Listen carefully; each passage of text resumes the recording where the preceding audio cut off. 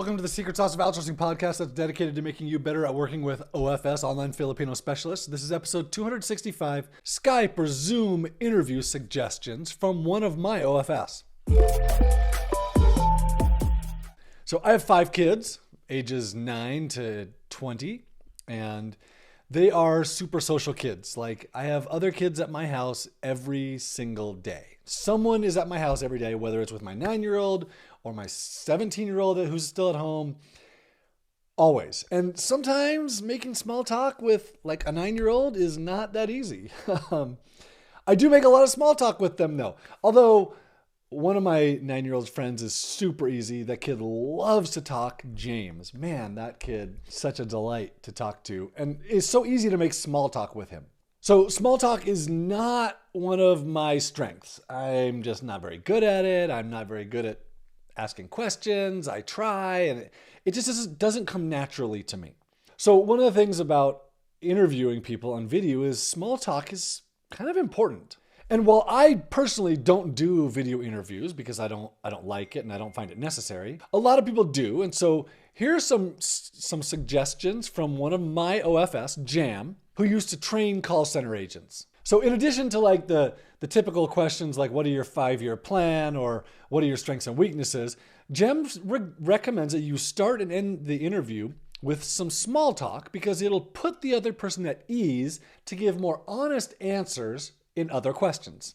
Jam says to ask about like the shows that they watch or the neighborhood, what their neighborhood is like or where they grew up or what TV shows they grew up watching or do they like to read or what kind of books they like to read. Just things that are common in life today. What do you think about the current government? Here's what Jam writes. He says, small talk during an interview does the following. It puts the person you're interviewing at ease, inviting candor and encouraging them to give more honest answers in other questions.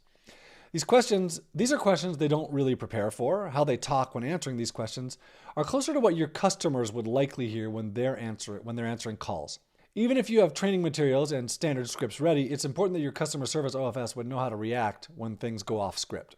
So Jam trained call center agents, and so that's why he's focused on customer service. And like he suggests, I've usually found that it wasn't a tell me about your skills or how did you solve this problem question that really made the difference when interviewing. I've always found that it's more of a personality thing that matters rather than a skill thing. There's lots of people with skills.